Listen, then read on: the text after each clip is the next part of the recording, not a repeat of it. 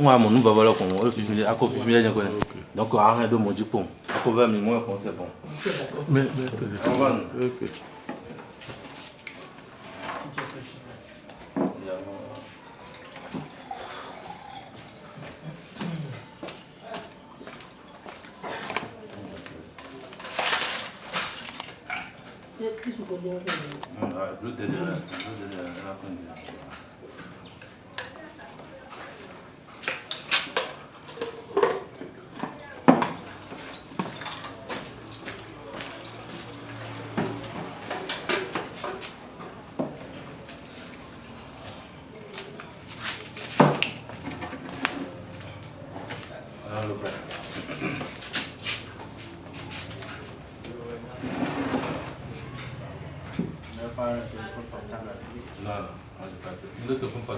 Eu vou do meu tio.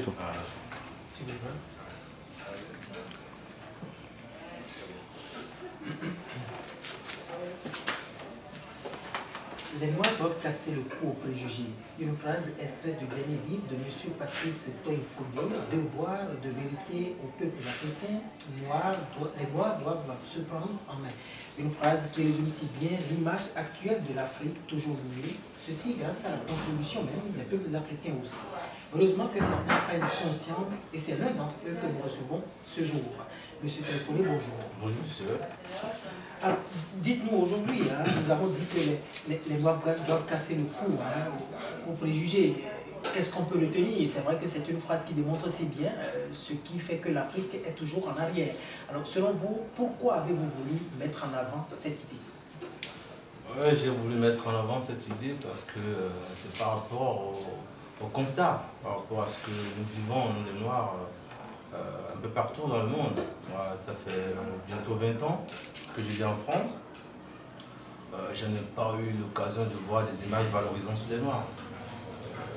Dans les journaux, dans les manuscrits, sur les télévisions, on a toujours enfermé le Noir dans une case. Cette case-là, c'est quoi? Le Noir, quand il est bon en sport, il est bon en danse, il s'est amusé à la galerie. Donc, moi, je me suis dit, il y a un truc qui ne va pas. Et puis, j'ai essayé de chercher un peu, de fouiller un peu. Et je me suis rendu compte que bon, c'est pas vrai tout ça, quoi. Et là, pour finaliser tout ça, j'ai posé des questions en retour de moi. Des collègues, des amis d'enfance qui sont docteurs, avocats, tout ça. Je leur ai posé la question s'ils pouvaient me donner seulement le nom d'un seul inventeur. Là, ils n'y arrivaient pas. C'est là que je me suis dit, bon, ça vaut le coup d'écrire un bouquin. Très bien. Il faut se libérer de la chaîne, c'est vrai, mais se libérer de la chaîne, c'est travailler aussi, travailler ardemment.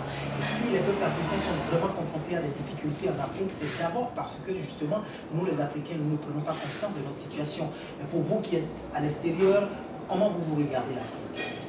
Eh bien écoutez, ça c'est une question pertinente parce que l'image, justement, l'image dans laquelle on nous enferme, c'est l'image que l'Afrique renvoie aujourd'hui. Donc quand les gens viennent ici, les Occidentaux, quand ils viennent en Afrique, c'est la honte, quoi, si vous voulez. À l'heure où nous parlons, on parle de délestage en Afrique. À l'heure où nous parlons, il n'y a pas de l'eau potable en Afrique. Donc, tout ça fait que les Blancs, quand ils viennent en Afrique, ils se disent, mais c'est notre monde, quoi. C'est notre monde. Donc ce qui apporte de l'eau au moulin à ces gens-là, c'est notre situation, la misère que nous connaissons en Afrique. Il n'y a pas de démocratie, il y a des guerres. C'est tous ces facteurs-là qui font que, en Europe, un peu partout dans le monde, on n'est pas respecté. Vous avez touché la question essentielle. Il y a des problèmes de fond en Afrique. Et nous prenons par exemple l'eau, nous prenons l'électricité, vous l'avez évoqué tout à l'heure. Des problèmes sérieux, des problèmes que les autres, d'une manière ou d'une autre, ont dépassé. Mais comment faire pour sortir de cette situation en Afrique? Il n'y a pas de miracle, il faut travailler. Il faut travailler. C'est le travail qui libère l'homme. Or, en Afrique, on ne travaille pas. On ne travaille pas. On se dit, si ça ne va pas, c'est le blanc qui va venir le faire. C'est d'ailleurs pour cette raison que j'ai écrit le bouquin, j'ai dit devoir de vérité. Les Noirs doivent se prendre en main. Les Noirs doivent se prendre en main. C'est un impératif. Très bien. Avant de parler du bouquin, parlons de choses essentielles, de choses qui intéressent les populations. Parlons de l'énergie. On continue toujours de parler au Bénin, par exemple, de délestage. Nous avons appris que vous avez une idée géniale par rapport à la question. Tout à fait, tout à fait. Je viens d'inventer une centrale hydraulique qui n'a jamais existé auparavant. qui fonctionnera à partir de la pluie, de l'eau de pluie tout simplement. Parce qu'aujourd'hui, comme vous l'avez dit, on constate qu'en Afrique, on parle encore de délestage, on parle encore de problèmes d'eau potable, tout ça. Je me suis dit, pour moi la science obéit aux lois universelles, mais la technique obéit aux lois techniques, aux lois locales, pardon. C'est-à-dire au contexte local, aux réalités locales. À cet effet, je me suis dit, bon ben, nous allons nous pencher sur les réalités que nous connaissons en Afrique. Il pleut par exemple au Bénin, il pleut dans plusieurs pays. C'est de ce fait que je me suis dit, bon ben, j'ai créé une centrale hydraulique qui va fonctionner à partir de l'eau de pluie, tout simplement. Vous parlez de l'eau de pluie, c'est tellement simple, mais on se demande, il faut une forte pression pour faire tourner les turbines. On se demande comment vous allez pouvoir réussir une telle innovation. Ben, vous savez, comme le disait un adage, pour l'instant, on n'arrive pas à arrêter l'eau. L'eau est dotée d'une force très très importante. Il suffit juste de savoir la canaliser, de savoir la modeler. Et puis l'eau, elle fait son travail. Donc, moi, mon invention, ça consiste à quoi? Jusque-là, quand on produit de l'électricité à partir de l'eau, on va vers les fleuves, les lacs, les lagunes, les courants marins. On construit un barrage. C'est une véritable intervention humaine. On détruit la faune, le flore, les animaux, les poissons meurent, on est obligé de déplacer les populations. Et ça coûte extrêmement cher. Moi, je me suis dit, par rapport au problème qu'on a en Afrique, on se rend un problème d'électricité, alors qu'il pleut. Je me suis dit, c'est simple. Je vais construire mon lac. Donc je construis un lac. Je construis un lac que j'ai nommé lac Toffin, puisque je suis Toffin. Donc j'ai construit ce lac-là. Il suffit de construire ce lac-là à une hauteur donnée. Donc on va avoir une énergie potentielle. L'énergie potentielle, on va avoir une turbine. L'énergie potentielle, on va passer à une énergie mécanique. L'énergie mécanique, on va passer à l'énergie électrique. Et puis on va mettre un transfo pour multiplier l'intensité. C'est aussi simple que ça. Vous parlez de lac artificiel, ça paraît un peu fictif, on se demande, on imagine, on voit à peu près l'image, mais finalement du concret. Dans cette affaire-là, il faut du concret. Il faut du concret. Comment faire du concret? Écoutez, mon invention, je l'ai surnommée l'électricité portable. C'est-à-dire, par exemple, une maison comme celle-ci, on n'a pas besoin d'un truc gigantesque. On dépensera, comme coût, on aura entre 5 000 € et 15 000 €. Donc, pour remédier au problème de l'électricité qu'on a actuellement à Cotonou, il nous faut 75 mégas, entre 75 mégas et 110 mégawatts. À cet effet, il faudrait juste qu'on ait une superficie de 10 hectares, qu'on ait notre lac aura une superficie de 80 mètres sur 60. Et puis, c'est bon, on a déjà une pression importante pour tourner la turbine. Lac artificiel, et vous parlez déjà de près de 10 hectares pour pouvoir le réaliser. C'est une question d'État, ce n'est plus une question d'individu. Est-ce que vous avez cherché à rencontrer les autorités politico-administratives? Eh bien, ça, c'est une excellente question parce que depuis que je suis là, figurez-vous que je n'ai pas arrêté. Je n'ai pas arrêté de courir de gauche à droite. Et c'est impossible de rencontrer une autorité. À chaque fois que je vais voir une autorité ou une personne intermédiaire, on essaye de me faire comprendre qu'il faut que je donne de l'argent. Alors que moi, je ne vis pas ici, je viens pour résoudre le problème de mon pays, et on me demande encore de l'argent. Donc à l'heure où je vous parle, je n'ai même pas pu rencontrer une seule autorité de l'image. C'est quand même dramatique. Dans mon bouquin, je l'ai bien évoqué, j'ai parlé du Big Belly, les Big Bellysiens, c'est-à-dire les corrompus. Et moi, elle me demande à moi de donner de l'argent. Je ne donne pas. C'est pour ça que jusqu'à là où nous parlons, je n'ai pas encore rencontré une autorité. Est-ce que votre idée, est-ce que vous avez cherché à déjà, même si ce n'est pas réellement sur le plan beaucoup plus large comme vous le dites, est-ce que au plan au moins micro, vous avez cherché à réaliser ça quelque part, même si c'est un petit puits pour réellement donner la forme à la chose, pour que les gens puissent comprendre? En France, c'est déjà fait. Et là, depuis que je suis à Cotonou, je suis en train de mettre sur pied aussi. Je viens juste d'acheter l'atténuateur. Je peux vous le montrer, il n'y a pas de problème. Avant de partir, je peux vous montrer. Donc je vais réaliser aussi un prototype ici aussi, avant de partir. La question n'est pas là du tout. Hein. Donc j'ai déjà le numéro de mon brevet. de l'EEB, l'Office européen des brevets. Ça vient de l'Allemagne, c'est pas de la rigolade, c'est sérieux. Donc là-dessus, il n'y a pas de souci. Le seul problème, c'est que les autorités béninoises, je ne comprends pas, hein, je n'arrive pas à les rencontrer, donc voilà. Justement, les gens vont se demander, mais quelle est sa formation de base pour qu'il puisse arriver à réaliser une telle infrastructure du genre pour, d'une manière ou d'une autre, concurrencer encore ces scientifiques qui sont déjà sur le terrain? Mais écoutez, vous savez, l'intelligence, c'est comme une fleur. Vous mettez une fleur dans un bon environnement, vous l'arrosez tous les jours, ça va éclore, ça va pousser. C'est pareil, tout le monde peut inventer. On n'a pas besoin d'être chercheur pour inventer. On n'a pas besoin d'être, je ne sais pas, plus de 20 pour inventer. Les plus grandes inventions, pour regarder, ce n'est pas des bac plus 20, hein. C'est des bricoleurs, des gens qui n'ont pas, il y en a même qui n'ont pas terminé le cours primaire. Donc ce n'est pas une question de bac plus 10, bac plus 20, il suffit. Mais je pense quand même que pour pouvoir inventer quelque chose, il faut y croire déjà. Il faut se dire, je peux le faire. Je suis capable de le faire. Sinon, si on ne se dit pas qu'on est capable de le faire, on ne va pas commencer. Et si on ne commence pas, on ne le fera jamais. C'est le problème qu'on a en Afrique justement. Nos frères africains ne se sentent pas capables. Ils se disent, je ne suis pas capable de le faire. Les inventions, tout ce qui est invention dans le domaine technique, eh bien, c'est le blanc qui va le faire. Sinon, il y a de grands scientifiques au Bénin, de grands techniciens au Bénin, de grands ingénieurs. Ils peuvent faire ça, ils peuvent résoudre le problème de délestage. Pourquoi ils ne le font pas? Parce qu'ils se disent, on n'est pas capable. C'est tout simplement ça. Avec votre mention, on se dit, chacun a son puits à la maison, il peut se permettre de se dire, j'ai de l'électricité. Il suffit simplement d'imaginer et de savoir le faire. Et si vous devez le faire pour les Béninois, quel doit être l'apport de ces Béninois-là, en attendant même que les autorités n'interviennent d'une manière ou d'une autre? C'est une excellente question aussi. Écoutez, moi, je ne suis pas venu ici pour faire de l'argent en fait. Je suis venu pour résoudre un problème. Alors, mon invention, je ne vais pas le vendre, je ne vais pas dire allez, 10 milliards, 5 milliards, non. Chaque Béninois, je demanderai seulement à chaque Béninois de me donner, chaque abonné, de me donner 25 francs CFA par kilowatt. 25 francs, c'est pas beaucoup, 25 francs CFA, c'est pas beaucoup. C'est tout ce que je demanderai à chaque Béninois. C'est tout. Avant qu'on en arrive là, il faut que le Béninois ait d'abord son puits chez lui, avant que vous ne puissiez intervenir pour amener l'énergie qu'il faut dans la maison. Pas forcément. C'est pas à partir d'un puits que je fournis mon électricité. C'est à partir d'un lac artificiel. C'est-à-dire, une fois qu'il pleut.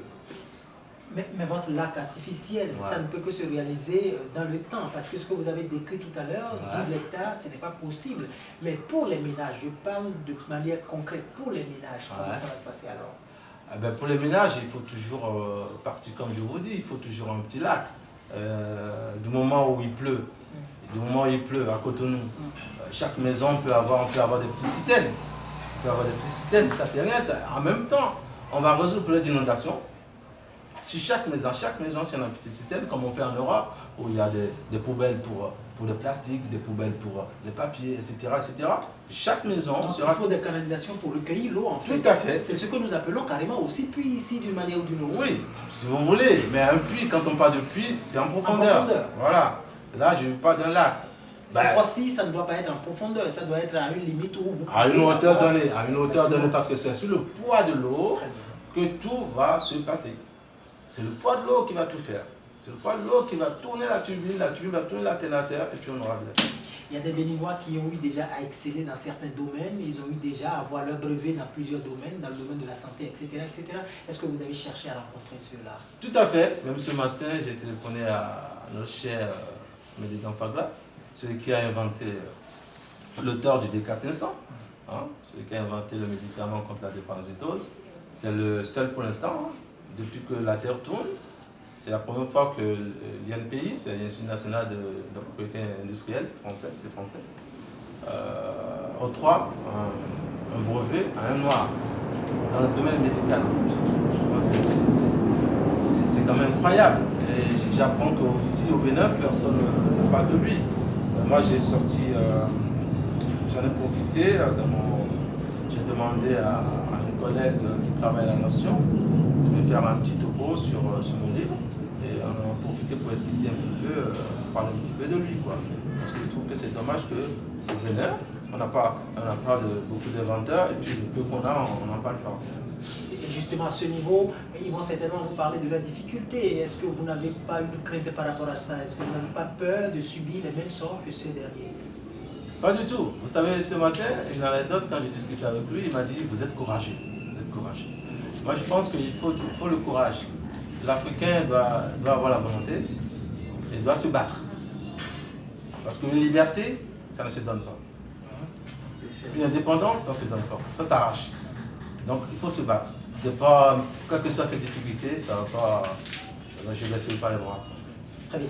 Nous allons revenir maintenant à votre bouquin, Devoir de vérité aux Noirs, et les Noirs doivent se prendre en main. C'est une question essentielle, devoir de vérité. Mais pourquoi ce titre d'abord à cet ouvrage? Pourquoi ce titre?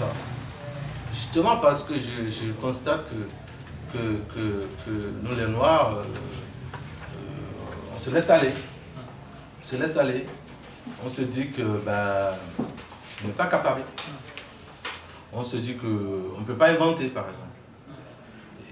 Et je me suis dit, il y a quelque chose qui ne va pas.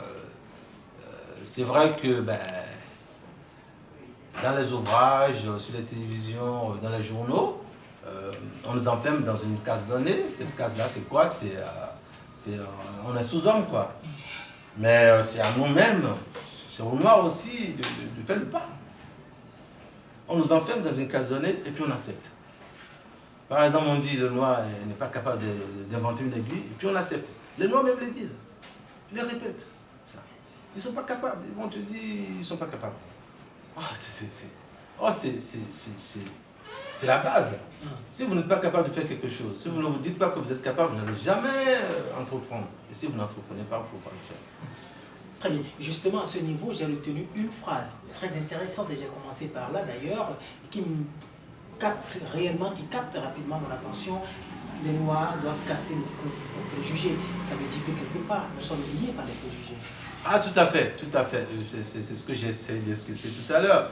Nous, les Noirs, on croit, on a cru et on continue de croire que on n'est pas capable, que les grandes inventions, c'est pas de notre ressort, que si on est vraiment bon, c'est le sport, c'est la danse, c'est ce genre de choses. Justement, prendre conscience de ceci, est-ce faire exactement comme les Asiatiques qui, à un moment donné, se sont recroquevillés sur eux-mêmes avant de pouvoir s'exploser? Et comme le dirait l'autre, dès que la Chine va se réveiller, le monde entier va trembler. Est-ce que c'est vraiment ça ce que vous voulez dire? La Chine s'est déjà réveillée. Ça fait longtemps que la Chine s'est réveillée. Alors nous parlons, la deuxième économie mondiale, elle est chinoise. Et le monde tremble, effectivement. Le monde tremble. Le monde tremble. Et justement, dans mon bouquin, j'en ai parlé. Je demande aux Noirs, je dis, la mondialisation est en marche. La mondialisation est en marche. C'est comme un train.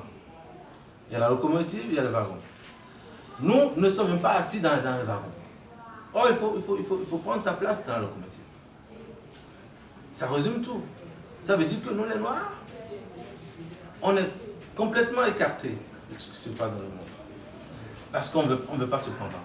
Parce qu'on ne veut pas travailler. On ne veut pas travailler, c'est tout simplement ça. C'est tout simplement ça. C'est pas le travail. Le travail, il y a sous l'indépendance. On sera indépendant.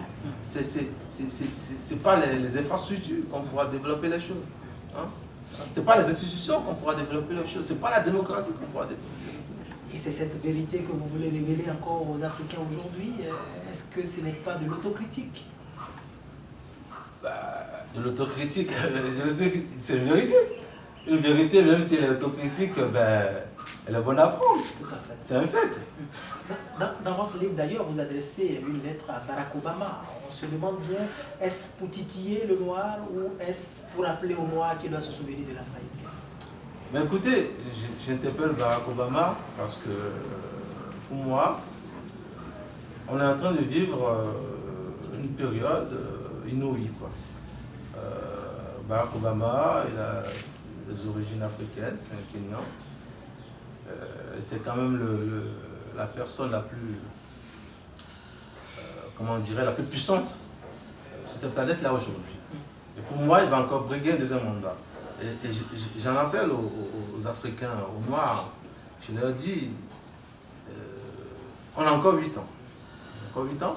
Je ne dis pas que l'Afrique va se développer pendant ces 8 ans-là, mais on a quand même 8 ans pour poser les piliers d'une Afrique prospère, quoi. On a encore 8 ans pour clarifier les situations au niveau de la démocratie, au niveau des institutions, au niveau des conflits, etc. etc. Parce que c'est que Obama, si jamais il y a des soucis, il peut toujours venir en aide à ceux qui veulent vraiment développer l'Afrique. On le dit, c'est vrai, Silvio Berlusconi le qualifiait la dernière fois de bronzé. Vous imaginez un instant, avec le réveil total qu'il y a aux États-Unis aujourd'hui, les Blancs qui se surprennent de voir un Noir au sommet et qui se demandent aujourd'hui s'il faut le liquider ou pas. Est-ce que vous n'avez pas aussi de crainte pour ce Noir qui aujourd'hui est au firmament? Il ne faut pas avoir de crainte. Faut pas avoir de crainte. Le monde ne va pas changer radicalement du jour au lendemain. Les préjugés, ils ont duré. Ce n'est pas quelque chose qui a duré une journée, c'est des siècles, ça. Donc ça mettra du temps aussi pour s'effacer. Mais ce qui est sûr, on ne pourra jamais s'en sortir si on ne travaille pas, si on ne se prend pas. Mais les préjugés, ça va. On ne va pas pouvoir les arrêter du jour au lendemain. En un mot, vous avez dit à un niveau, dans la lettre que vous avez adressée à Barack Obama, que l'Afrique est le téton de la France. Que vous l'avez dit. Oui, l'Afrique est le téton de la France parce que vous savez bien que la France-Afrique, par exemple. France-Afrique. Mais il y a un bras qui est coupé là. Un bras qui est coupé, oui et non. Oui et non. Parce que, figurez-vous que, à l'heure où nous parlons,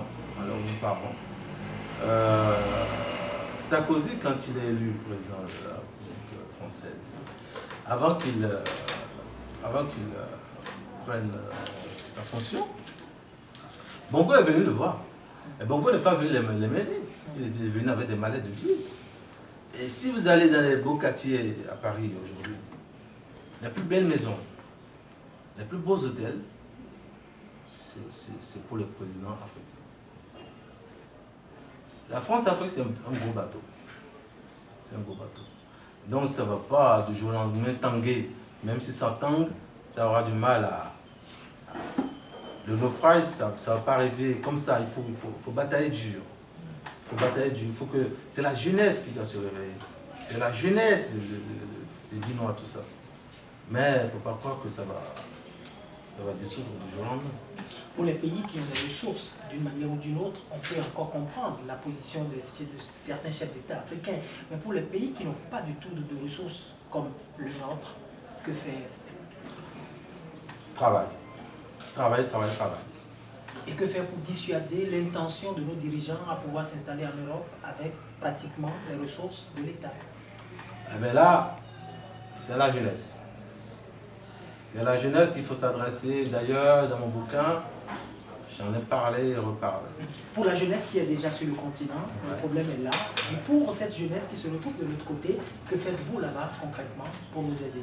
Ah ben la jeunesse qui se retrouve de l'autre côté, déjà il faut qu'ils prennent conscience qu'ils sont capables.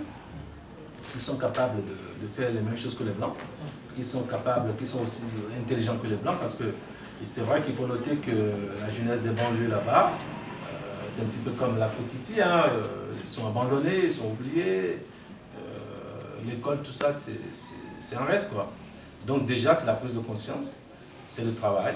Et puis, comme j'en ai notifié dans mon bouquin, il faudrait que le fait que quand ils s'expriment, c'est le foot, la danse, ces choses-là, il faudrait qu'ils se mettent ensemble, qu'ils créent comment dirais-je, des groupes de réunions pour cogiter sur les problèmes qu'ils ont et essayer de transcender tout ça. Ce n'est pas en faisant du basket, ou en jouant au ping-pong ou en faisant de la danse qu'ils vont s'en sortir. Vous avez souhaité qu'on décrète le 7 novembre comme journée de vulgarisation de l'histoire de l'Afrique en France. Pourquoi le 7 novembre? Le 7 novembre, est-ce que vous connaissez Gaston Monnerville? Gaston Monnerville, c'est la deuxième personnalité de l'État français pendant plus de 20 ans. De 1946 jusqu'à 1968. Et personne ne le connaît. Personne. Ce qui veut dire que pendant ce moment-là, si jamais il arrivait quelque chose De Gaulle, c'était le président de la République française. Personne ne le connaît.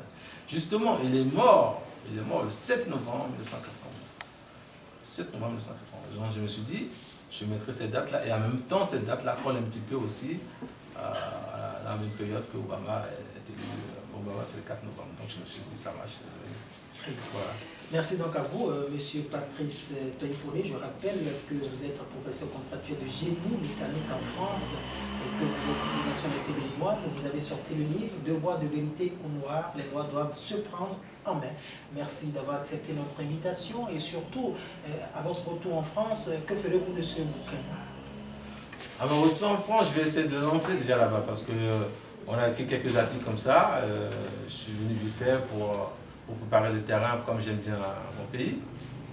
Mais à mon retour, ça va être le lancement en grande vitesse. Et puis, comme j'ai mis aussi sur pied aussi en maison d'édition, je vais essayer de sortir des exemplaires pour les envoyer un peu partout